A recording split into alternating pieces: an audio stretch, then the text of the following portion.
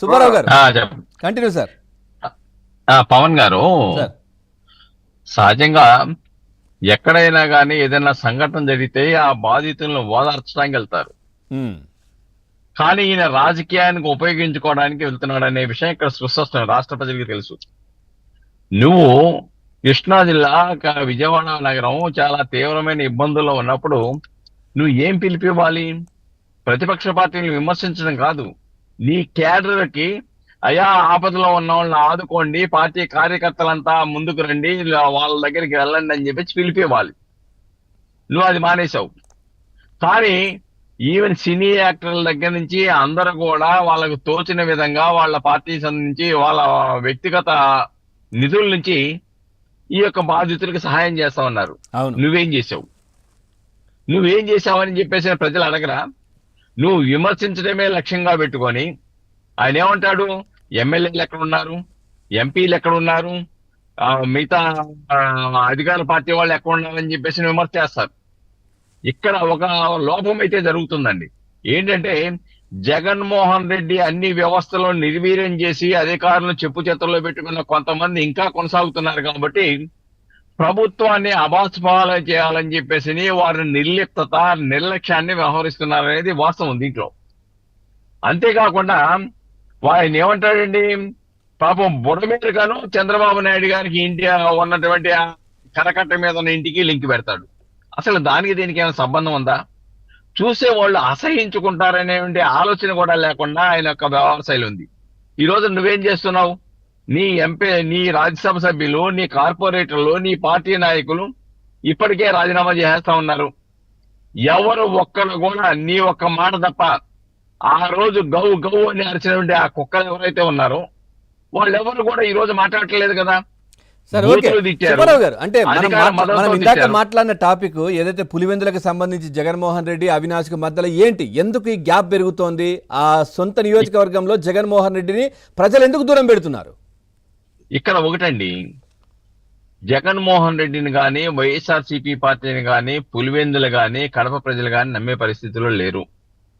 ఎందుకంటే Vivekananda Reddy murder case తర్వాత వైఎస్ఆర్సీపీ యొక్క పాత్ర దాంట్లో ఉన్నది. భాస్కర్ రెడ్డి, అవినాష్ రెడ్డి, మనోహర్ రెడ్డి లాంటి వాళ్ళు, ఈ రోజున శివశంకర్ రెడ్డి లాంటి వాళ్ళు దీంట్లో పాత్రదారులు, సూత్రధారులు. అలానే ఈ 40 కోట్ల రూపాయల యొక్క సఫారీ ఇచ్చారు. దాన్ని జగన్మోహన్ రెడ్డి సపోర్ట్ చేసిన తర్వాత ఎవరైతే వివేకానంద రెడ్డి గారి అనుచరులు కానీ వైఎస్ రాజశేఖర రెడ్డి అభిమానులు కానీ వైఎస్ఆర్సీపీ పార్టీని నమ్మే పరిస్థితిలో లేరు. వీళ్ళు రాజకీయ ఆధిపత్యం కోసం శివరాజకీయాలు చేస్తారు అని స్పష్టంగా కడప జిల్లా ప్రజలకి నిర్ధారణ అయింది. అంతేకాకుండా ఎవరైతే వివేకానంద రెడ్డి గారిని హత్య చేశారో, ఎవరైతే సూత్రధారులుగా ఉన్నారో వాళ్ళకే నువ్వు ఎంపీ సీట్ ఇప్పించావు. కాబట్టి అక్కడ వైఎస్ కుటుంబం యొక్క అభిమానులు ఎవరో కూడా ఈ నమ్మే పరిస్థితి లేదు. రెండోది, నీ కుటుంబ సభ్యులు షర్మిలారెడ్డి కానీ లేదంటే వివేకానంద రెడ్డి కూతురు సునీతారెడ్డి కానీ నిన్ను అసహించుకునే పరిస్థితి ఈ రోజున దాపురించిన తర్వాత ప్రజల్లో ఆలోచన మొదలైంది. షర్మిలారెడ్డి ప్రతిదానికి నిన్ను ప్రశ్నిస్తా ఉంది, అవును, ప్రతి విషయంలో నిన్ను ప్రశ్నిస్తా ఉంది. కాబట్టి నువ్వు చేసిన ప్రసంగాలు, మీ చెల్లెలు చేసేవంటి దానికి ప్రతిఘటనగా ఇచ్చేవంటి విమర్శలు ప్రజలు గమనిస్తా ఉన్నారు. కాబట్టి ఈ రోజున కడప నీదేదైతే కంచుకోట అని చెప్తా ఉన్నావో, ఏదైతే పులివెందులో నాకు రక్షణ అని చెప్తా ఉన్నావు, ఈ రోజున నువ్వు అసలు అక్కడ ప్రజా దర్బార్ ఎందుకు పెడతావు? ఈ తెలుగుదేశం ప్రభుత్వం వచ్చేసి 2 సంవత్సరాలు, ఈ కూటమి వచ్చేసి 2 నెలలే అవుతా ఉంది. 5 సంవత్సరాల పాటు నువ్వు పాలించావు. నువ్వు ఎప్పుడైనా కానీ పులివెందులకు వెళ్ళో లేకుంటే కడప ప్రాంతానికి వెళ్ళి ప్రజా దర్బార్లు పెట్టి మీ సమస్యలు చెప్పండి అని ఈ రోజున చంద్రబాబు నాయుడు, లోకేష్ గారు లేకపోతే ఇతర నాయకులు పెట్టినట్టుగా పెట్టావు ఎప్పుడైనా? ఈ రోజున ఎందుకు వెళ్తున్నావు? ఎందుకు ప్రజలతో అసహించుకుంటున్నావు ఈ రోజున? కాబట్టి ఇక్కడ చాలా స్పష్టమండి, ఆయనకు అర్థమైపోయింది ఇంకా ఇక్కడ ఉంటే ఇంకెంతమంది వెళ్ళిపోతారో పార్టీల నుంచి. కాబట్టి మనం ఏదో లండన్ వెళ్ళి అక్కడ కూర్చుంటే నేను లండన్ లో ఉండగా ఇలా కుట్ర జరిగిందని చెప్పుకోవడానికి అవకాశం ఏర్పడుద్ది అనేటువంటి ఒక ఆలోచన అయితే ఆయనలో, నిరాశ, నిస్పృహ, ఇంకా మన పార్టీకి భవిష్యత్తు లేదని చెప్పేసి అయితే ఆయన నిర్ధారణకు వచ్చేసాడండి. నిర్ధారణకు వచ్చిన తర్వాత దానికి తగ్గట్టుగా ఏమవుతుంది? పాపం వింత వింత ప్రోగ్రాంలో మన దగ్గర మొదలైంది. ఈ రోజున కుక్కల వరకు తయారైపోయింది. ఆయన చిత్రాలు, వాళ్ళ అసభ్యకరమైన చిత్రాలు, అలానే అనేకమైన రకరకాలమైన ప్రజలు అసహించుకునే విధంగా ఈ రోజున వాళ్ళ వ్యవహార శైలి కనబడతా ఉంది. కాబట్టి ఇక్కడ చాలా స్పష్టమండి, ఇంకా పార్టీకి మనుగడ లేదని నిర్ధారణ అయిపోయిన తర్వాత ఏం మాట్లాడాలో అర్థం కాక అసహనం నుంచి నిరాశ కూడా ఒక్కసారిగా వెలుగు చూసినప్పుడు ఇంకా ఏం చేయాలి లేక పిచ్చి పిచ్చిగా మాట్లాడుతూ ఉన్నారు. ఆ పిచ్చి పిచ్చిగా మాట్లాడుతున్నారని ప్రజలు గమనించారు. ఈ రోజు లండన్ వెళ్ళేటప్పుడు కూడా సిబిఐ కోర్టు ఆయన అనుమతిస్తూ కండిషన్లు పెట్టిందండి. ఆ కండిషన్ ఏంటంటే, ఒకటి, నువ్వు ఎక్కడున్నా ఈమెయిల్ ఇవ్వాలి, నీ ఫోన్ నెంబర్లు ఇవ్వాలి, నువ్వు ఎక్కడెక్కడ తిరుగుతున్నావో వాటికి సంబంధించిన పూర్తి సమాచారం అందజేయాలని చెప్పింది స్పష్టంగా. కాబట్టి ఈ రోజు సిబిఐ చాలా స్పష్టంగా చెప్పింది, కోర్టుకు న్యాయస్థానానికి రావటం లేదు. అలాగనే ఆయన సాక్షులను ప్రభావితం చేస్తా ఉన్నారు. సాక్షులు కూడా 50 సంవత్సరాలు పైబడిన వ్యక్తులు, వాళ్ళు కూడా ఈ యొక్క విచారణ ప్రారంభమయ్యేటప్పటికి జీవిస్తారో లేదో తెలియని పరిస్థితి. వీళ్ళు చాలా ప్రభావితం చేయగలిగిన వాళ్ళు, డబ్బున్న వాళ్ళు, పెద్ద పెద్ద ప్లేయర్లను పెట్టేసి కేసులు పక్కన పట్టిస్తారని చెప్పేసి సిబిఐ కూడా చెప్పింది. చెప్పినప్పుడు కూడా నువ్వు, నేను లండన్ వెళ్ళాలి, ఇక్కడ నీ పార్టీ ఇబ్బందులు ఉంది, నీ పార్టీ రాజ్యసభ సభ్యులు, నీ పార్టీ ఎమ్మెల్సీలు అందరూ కూడా పార్టీ ఫిరాయింపులు చేస్తా ఉన్నారు, మీ పార్టీ కార్యక్రమంతా కూడా వెళ్ళిపోతా ఉంది, కార్పొరేట్లు బయటకు వచ్చేస్తా ఉన్నారు, మాకు వైఎస్ఆర్సీపీ వద్దని చెప్పేసని.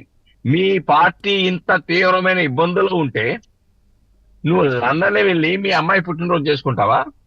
25వ తారీఖు వరకు అనుమతి అడుగుతావా? ఇవన్నీ చూస్తా ఉంటే ఆయనకైతే ఒక నిర్ణయానికి వచ్చేసాడు, కానీ బయటికి చెప్పట్లేదు. కానీ ఇంకా నా పార్టీ లేదు, నా మనుగడ లేదు, నా కుటుంబం దూరం అయిపోయింది, నా ప్రజలు దూరం అయిపోయారు, నా ప్రజాప్రతినిధులు దూరం అయిపోయారు, ప్రజలు దూరం అయిపోయారు.